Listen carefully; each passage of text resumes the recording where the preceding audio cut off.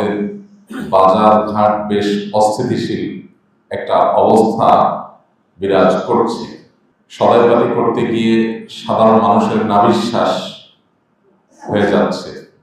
জিনিসপত্রের দাম এত বেশি অস্বাভাবিক পর্যায়ে চলে গেছে যে গরিব অসহায় মানুষদের বেঁচে থাকাটাই দায় হয়ে গেছে, কঠিন হয়ে গেছে। কেন এই পরিস্থিতি তৈরি হয়েছে? বিশেষ করে সবজি সহ নিত্য আমাদের কারোর কাছে মনে হয় অজানা না।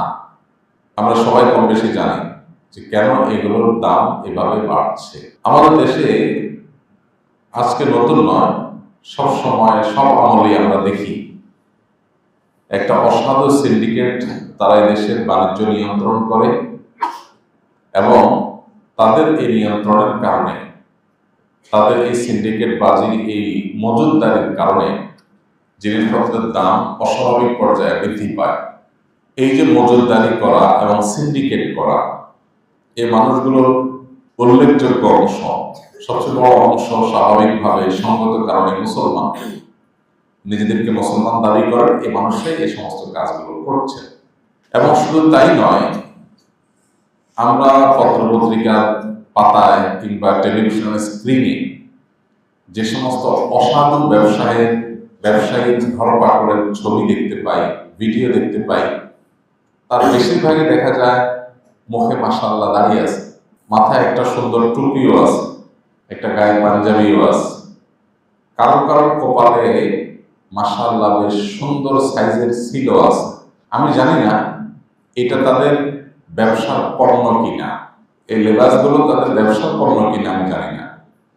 কাস্টমারকে এই আস্থা দেওয়ার জন্য তাদের অনেকে এটা করেন কিনা যে আমরা অনেকেই মাশাআল্লাহ ইসলামের নামাজ, রোজা, হজ, যাকাত, দান, সদকা, হজ, উমরা, অন্যান্য যে ইবাদত বন্দেগী আছে সেগুলো যথেষ্ট পরিমাণে করি। বিশেষ করে সিন্ডিকেটের যে মূল হোতারা আছে, এই বড় বড় রথী, মহারথী এবং রুই, কাতল আর বল যারা আছে, এদের উল্লেখযোগ্য অংশ দেখবেন যে বিভিন্ন মসজিদ মাদ্রাসা পরিচালনা। ওনার 1 টাকায় বহু মাদ্রাসা চলে, অনেক এতিমরা খায়, অনেক মসজিদ উনি চালান। এবং এসব কারণে তিনি ধরেই নেন যে আমি সিন্ডিকেট করে 2 টাকা জিনিস 10 টাকা করে যে মুনাফা খাচ্ছি, অনেক টাকা কামাই করছি, আবার এদিকে মসজিদ মাদ্রাসায় প্রচুর দান সদকা করতেছি, হুজুরদেরকে কিছু দিয়ে দিচ্ছি, তাতে বোধহয় কাটাকাটি হয়ে যায়, এরকম একটা ধারণা বদ্ধমূল হয়ে গেছে। তো সেসব ভাইদেরকে বলতে চাই, প্রিয় নবী সাল্লাল্লাহু আলাইহি সাল্লামকে এবং তার আগে যত নবী রাসূল এসেছেন সবাইকে আল্লাহ রাব্বুল আলামিন একটা কমন নির্দেশ দিয়েছেন, সেটা হলো ইয়া আইয়ুহার রাসূলু কুলু মিনাত তাইয়্যিবাতি ওয়া আমালু সালিহাত। আল্লাহ রাব্বুল আলামিন নির্দেশ করেছেন, হে রাসূলগণ, হে নবীগণ, আপনারা হালাল ভক্ষণ করুন, হালাল উপার্জন করুন, হালাল খাবেন। এরপর বলেছেন ওয়া আমালু সালিহাত, নেক আমল করবেন, ভালো কাজ করবেন। তার মানে কি দাঁড়ালো? নেক আমল আগে না ভালো কাজ আগে? কোনটা আগে? আমরা কি নেক আমল আগে করবো না ভালো কাজ হালাল উপার্জন আগে করবো? আল্লাহ রাব্বুল আলামিন বলেছেন কুলু মিনাত তাইয়্যিবাত, হালাল খাও, এটা এনশিওর করো, প্রায়োরিটি দিতে হবে। আর আমাদের সমাজের ধারণাটা কি ভাই? আগে পয়সা পাতি কামায় নাও, এরপরে পয়সা হলে বাগের কল্লাও পাওয়া যায়। বাগের কল্লা যদি পাওয়া যায় আল্লাহরেও পাওয়া যাবে। অনেকটা ধারণা এমন বদ্ধমূল হয়ে গেছে যে আমরা 2 নম্বর পথে, হারাম পথে যেভাবে খুশি সেভাবে আয় উপার্জন করে যখন রাগব বোয়াল হয়ে যাব, এরপরে মসজিদে কিছু, মাদ্রাসায় কিছু, ওয়াজ মাহফিলে কিছু, তাফসীর মাহফিলে কিছু, এতিমখানাতে কিছু, সামাজিক কাজে কিছু, সবাই নারায়ে তাকবীর, বাহবা, মাশাআল্লাহ, সুবহানাল্লাহ, আলহামদুলিল্লাহ পড়ব। কিন্তু আল্লাহর ফেরেশতা যারা হিসাব লেখেন তারা কিন্তু সুবহানাল্লাহ, আলহামদুলিল্লাহ পড়বে না, তারা পড়বে আস্তাগফিরুল্লাহ, নাউযুবিল্লাহ। কেন? কারণ আপনার এই পুরো প্রসেসটাই হলো হাস্যকর।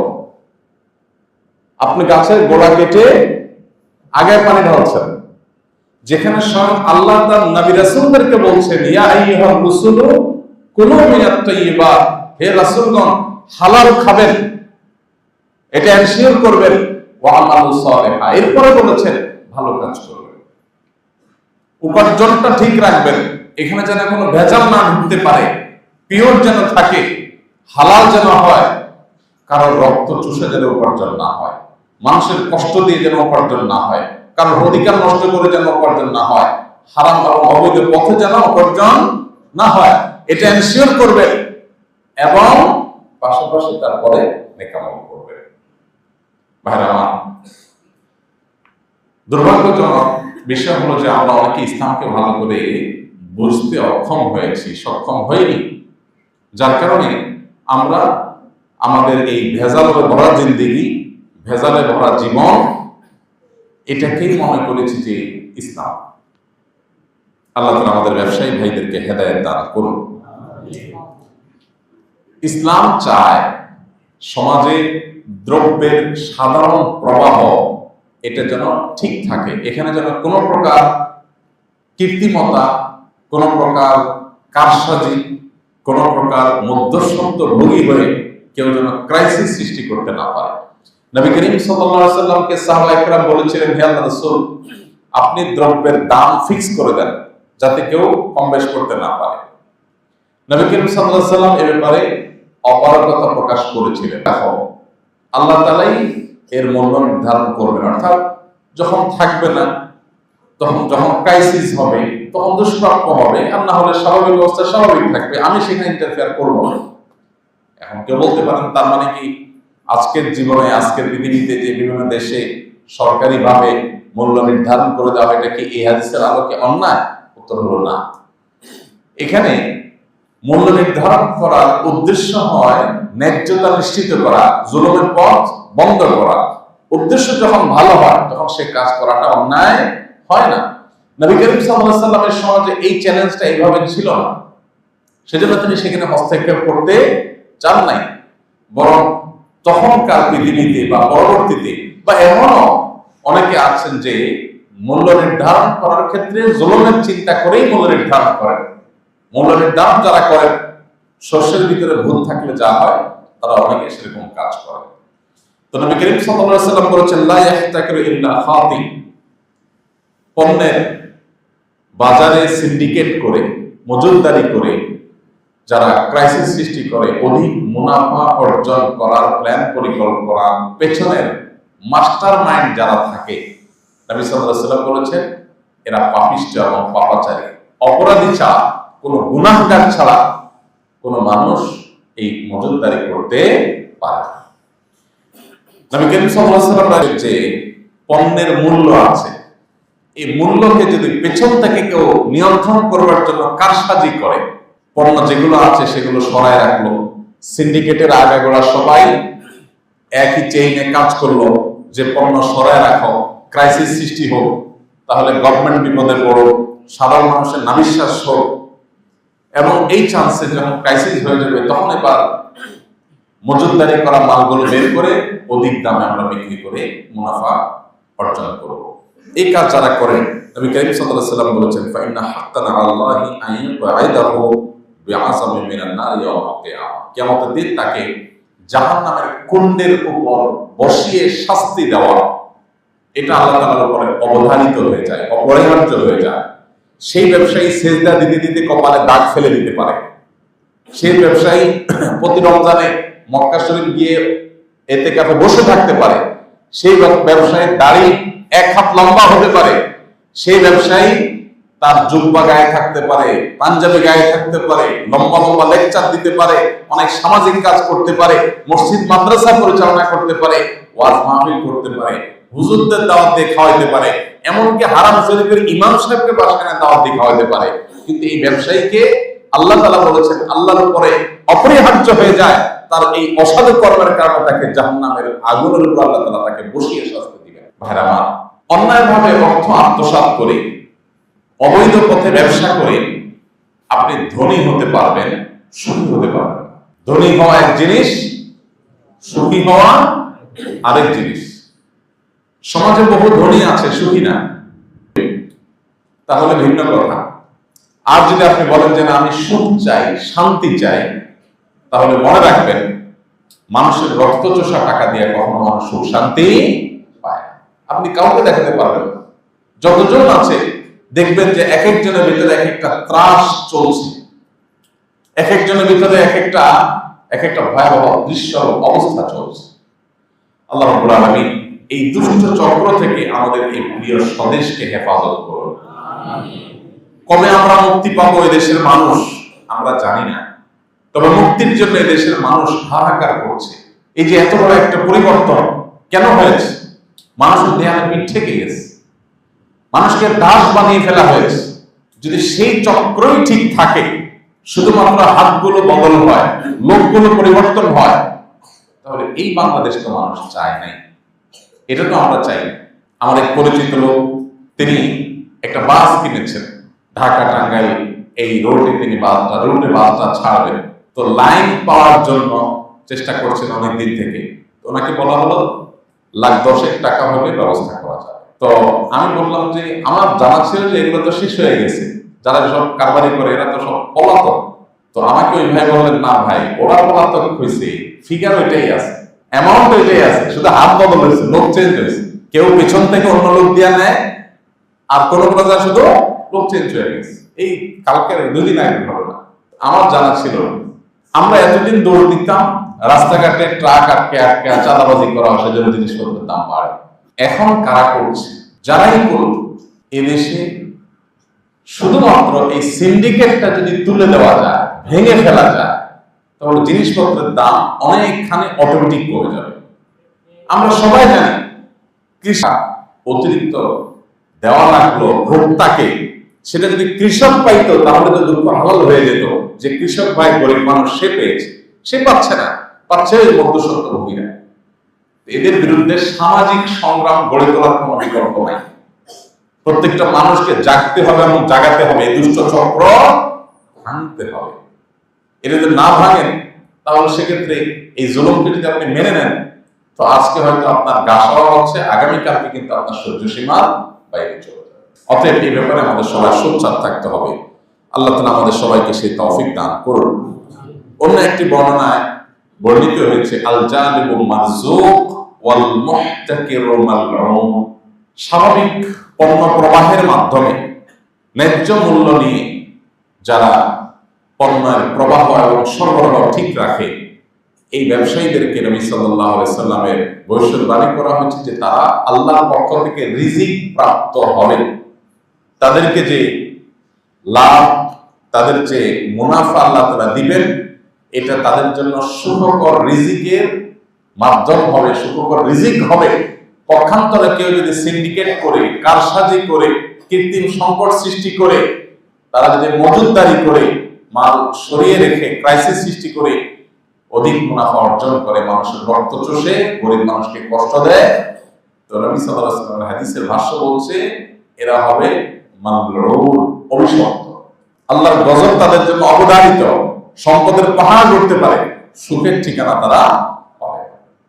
আল্লাহ রাব্বুল আলামিন এই ভয়াবহ দুর্দশা থেকে আমাদেরকে বেরিয়ে আসার তৌফিক দান করুন। এবং এই ধরনের পরিস্থিতি এদেশে আজকে নতুন না, প্রতি বছর অন্যায়ের বিরুদ্ধে আমাদের সোচ্চার হতে হবে। দেখুন, এই খাদ্যের কৃত্রিম সংকট সৃষ্টি করে সেটার দাম বৃদ্ধি করা, এই একটা অপরাধ হলে সেটা একটা ব্যাপার ছিল, শুধু একটা না, আমাদের ব্যবসা প্রতিষ্ঠানগুলোর সাথে যারা জড়িত, এই মানুষগুলোর বেশিরভাগই দেখবেন যারা মুসলমান, যারা হিন্দু বা অন্য ধর্মের, তারা অন্য ধর্মের, যারা মুসলমান তারা কিন্তু সবাই মোটামুটি প্র্যাকটিসিং মুসলমান। ব্যবসায়ীদের মধ্যে বেশিরভাগই প্র্যাকটিসিং মুসলমান, মানে নামাজ কালাম পড়ে, প্র্যাকটিসিং মানে নামাজ কালাম পড়ে। তো এই মানুষগুলো আবার যখন অন্যায় কাজ করে, তখন তাদের ইসলামের সংজ্ঞা জানতে খুব ইচ্ছে করে যে আপনাদের ইসলামের সংজ্ঞাটা কি। আমাদের ইসলামের সংজ্ঞা হলো ইন্না সলাতি ওয়া নুসুকি ওয়া মাহইয়ায়া ওয়া মামাতি লিল্লাহি রাব্বিল আলামিন। আমার সালাত, আমার কুরবানি, আমার জীবন, আমার মরণ সবকিছু আল্লাহর উদ্দেশ্যে নিবেদিত। সবকিছু যেখানে সবকিছু আল্লাহর উদ্দেশ্যে নিবেদিত, সেখানে নামাজটা কোরআন হাদিস অনুযায়ী পড়বো, আর ব্যবসাটা যায় আমার যেখানে লাভ সেখানে যাবো, হালাল হোক আর হারাম হোক বাদ বিচার নেই। কোন মুসলমানের কাজ হতে পারে না। নবী করিম সাল্লাল্লাহু আলাইহি ওয়াসাল্লাম একবার বাজারে গিয়েছেন।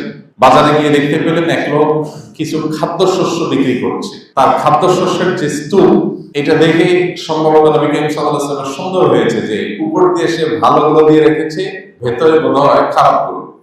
তো নবী সাল্লাল্লাহু আলাইহি ওয়াসাল্লাম চেক করলেন, চেক করে দেখলেন ভেতরে সব ভেজা আর উপর দিয়ে সব শুকনাগুলো দেওয়া। ভেজাগুলোর দাম কম থাকে, ভেজাগুলো ভারী হয়, সেগুলো নিচে আর উপর দিয়ে শুকনা। নবী সাল্লাল্লাহু আলাইহি ওয়াসাল্লাম তখন তাকে জিজ্ঞাসা করলেন, কেন তুমি এমন করলে? তখন বললেন যে আমার এই শস্যগুলো ভিজে গেছে, বিকৃত করা লাগবে, সেজন্য আমি এই কারসাজি করেছি। নবী সাল্লাল্লাহু আলাইহি ওয়াসাল্লাম বলেছেন, মান গাশশা ফালাইসা মিন্না। যে ব্যক্তি কাস্টমারকে, ভোক্তাকে, ক্রেতাকে, মানুষকে প্রতারণা করে, মানুষকে ধোঁকা দেয়, সে আমার উম্মত না। তাকে আমি উম্মত হিসেবে পরিচয় দিব না। কিয়ামতের ময়দানে সে আমার উম্মতের পরিচয় সুবিধা পাবে না, সে যত তথাকথিত ধার্মিক হোক না কেন। এই জন্য ভাই, আমরা যারা যে সেক্টরে ব্যবসা করি, যে যে জগতে আছি, আমি জানি হালাল এবং সৎভাবে ব্যবসা করা এখন শুধু কঠিন না, অনেকটা মহা কঠিন এবং অনেকটা কোনো কোনো ক্ষেত্রে অসম্ভবের মতো কঠিন, অনেক বেশি কঠিন। কিন্তু আপনি অনন্তকালের জান্নাত লাভ করবেন, আল্লাহ সন্তুষ্টি লাভ করবেন, আর এইটুকু চ্যালেঞ্জ নেবেন না, সেটা কিভাবে হতে পারে? অতএব আমরা যে যে জগতে আছি, আমার সেরা রকম দেওয়ার চেষ্টা সর্বোচ্চভাবে করতে হবে। আমি জানি আশেপাশের সব ব্যবসায়ীরা মুনাফা কম আসবে, কিন্তু এর বিপরীতে যেটা হবে, প্রথমত আল্লাহর কাছে আমার জান্নাতের প্রত্যাশা বাড়বে। দ্বিতীয়ত হলো যে এর মধ্য দিয়ে একটা সমাজকে পরিবর্তন করার জন্য আমি নিজেকে সামিল করলাম, যে আমি শুরুটা করলাম, দেখা দেখি হয়তো আরেকজন হবে, আরেকজন হবে, একটা সময় সমাজটা হয়তো পরিবর্তন হবে। কিন্তু আমরা যদি সবাই গড্ডালিকে এবং স্রোতের গা ভাসা দিই, তাহলে সমাজটা পরিবর্তন হবে। আপনারা জানেন আমাদের দেশে ব্যবসার ক্ষেত্রে অসাধুতার ধরনগুলো এত বেশি যে আসলে ব্যবসায় সৎ এবং সততা, নিষ্ঠা এবং ন্যায্যতা এটা খুঁজে পাওয়াই কঠিন।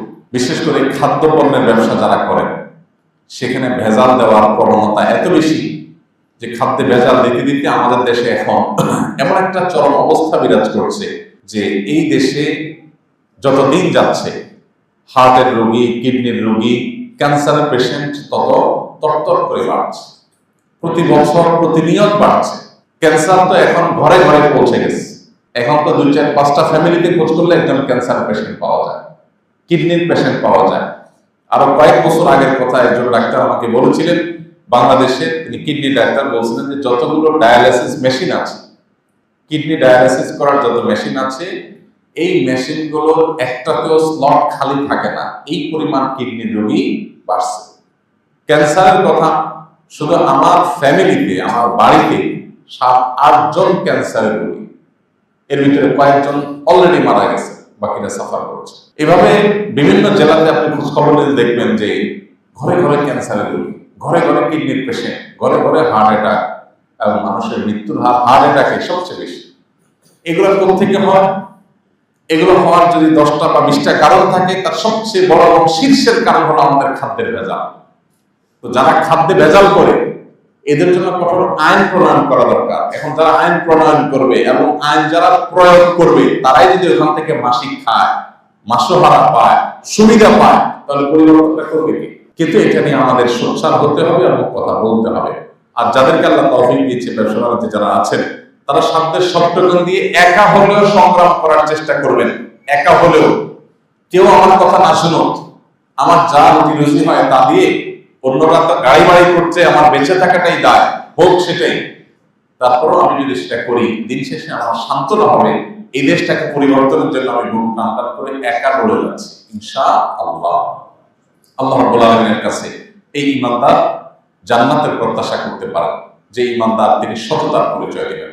নবী সাল্লাল্লাহু আলাইহি ওয়াসাল্লামের সেই হাদিস আপনারা অনেকে শুনেছেন, আত-তাজিরুস সাদুকুল সিন্ডিকেট 2 নম্বরে করে কৃত্রিম সংকট তৈরি করে মুনাফাখুরি করবে না, তাদের কিয়ামতের ময়দানে হাসরের দিনে অবস্থান হবে নবীদের সাথে, আল্লাহর সিদ্দিকদের সাথে, তারা ভিআইপি হিসাবে কিয়ামতের ময়দানে হবে। ভাই, জীবনটা খুব সংক্ষিপ্ত, 50, 60, 70 বছর। এই 60-70 বছরের বড় আয়ু যে আমাদের দেশে মানুষের, এর বেশিরভাগ অংশ বা মূল অংশ আমরা পার করে ফেলেছি। সামনে যেটা আছে খুবই ক্ষুদ্র অংশ। এই ক্ষুদ্র অংশে আমরা যদি সততার সাথে চলার প্রতিজ্ঞা করি, তাহলে সেক্ষেত্রে অনন্তকালের সুখের নিশ্চয়তা আল্লাহ তাআলা গ্যারান্টি আল্লাহ তাআলা আমাদেরকে দিয়ে দেবেন। আল্লাহ আমাদের সবাইকে সেই সৎসাহস দান করুন। সবাই চেষ্টা করবো তো ইনশাআল্লাহ। আমরা যদি জেগে যাই, দেশটা জেগে যাবে, সমাজটা জেগে যাবে। মনে রাখবেন, আমাদের লেবাসে পোশাকে ধর্ম যতটা আছে, আমাদের লেনদেনে ইসলাম তার চাইতে অনেক বেশি আছে। আমার লেনদেনের সাথে ইসলামের সম্পর্ক এত গভীর যে আমার লেবাস পোশাকের সাথে ইসলামের সম্পর্ক এত গভীর নয়। পোশাকই ইসলামের চাইতে, আচরণ এবং লেনদেনের ইসলামের ওজন, ওয়েট এবং ইম্পর্টেন্সি ইসলামে অনেক বেশি। আল্লাহ আমাদের সেটা বোঝার তৌফিক দান করুন। আমাদের স্বদেশকে সব ধরনের অন্যায্যতা থেকে, জুলুম থেকে, সকল প্রকার অনাচার থেকে আল্লাহ তাআলা আমাদের এই সমাজকে, আমাদের এই প্রিয় জনপদকে আল্লাহ তাআলা হেফাজত করুন এবং রক্ষা করুন। ভাইরা আমার, এমনিতেই বন্যার কারণে, নানা কারণে প্রচুর পরিমাণ খাদ্যশস্যের ক্ষয়ক্ষতি হয়েছে। উত্তরবঙ্গের জেলাগুলোতে আমাদের সবচেয়ে বেশি চাল উৎপাদন হয়, ধান উৎপাদন হয়, খাদ্যশস্য উৎপাদন হয়। বন্যায় ভয়াবহভাবে সেই এলাকাগুলো ক্ষতিগ্রস্ত হয়েছে, আপনারা জানেন। তার উপরে যদি এভাবে সিন্ডিকেট করে নানা অসাধু উপায়ে যদি পণ্যের মূল্য বাড়িয়ে দেওয়া হয়, তাহলে সেক্ষেত্রে মানুষের নাভিশ্বাস হওয়া ছাড়া কিছুই হবে না। প্রত্যেকটা মানুষ আমরা সচেতন হই, সতর্ক করি। ব্যবসায়ী ভাইরা যারা আমাদের পরিচিত আছে, তাদেরকে আল্লাহর ভয়, আল্লাহর, আমি যেই পর্যায়ে আছি আমার কাজটা আমি সততার সাথে করার সংকল্প করি, তাতে যদি আমার ডাল ভাত হয় হোক, না হয় না হোক, এই প্রতিজ্ঞা করা যাবে তো ইনশাআল্লাহ। আল্লাহ আমাকে, আপনাকে, আমাদের সবাইকে সেই তৌফিক দান করুন। জাযাকুমুল্লাহু খাইরান ওয়া আলহামদুলিল্লাহ।